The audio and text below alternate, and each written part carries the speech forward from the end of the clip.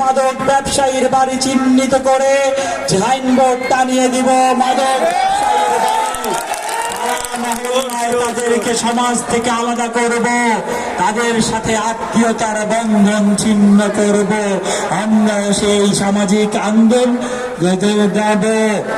আপনাদেরকে একটি কথা বলতে চাই, এই ঈশ্বরগঞ্জে আমি যেহেতু রাজনীতি করতে এসেছি, রাজনীতি করার সময় আমি উত্তরাধিকার সূত্রে কিছু ভালো রাজনীতিবিদ পেয়েছি। সাথে সাথে আমাদেরকে ব্যবহার করে সমাজের কিছু কীট তৈরি হয়।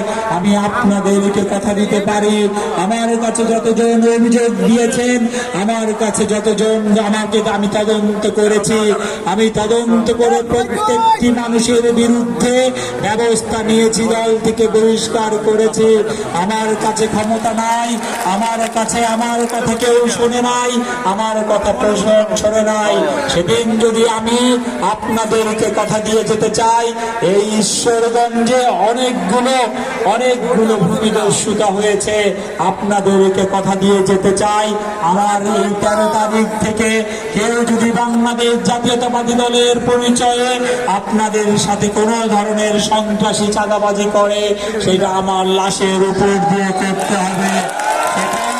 সেটা আমি অবশ্যই আপনাদেরকে বলতে চাই। আপনাদের জিম্মাদারি আমার, আপনাদের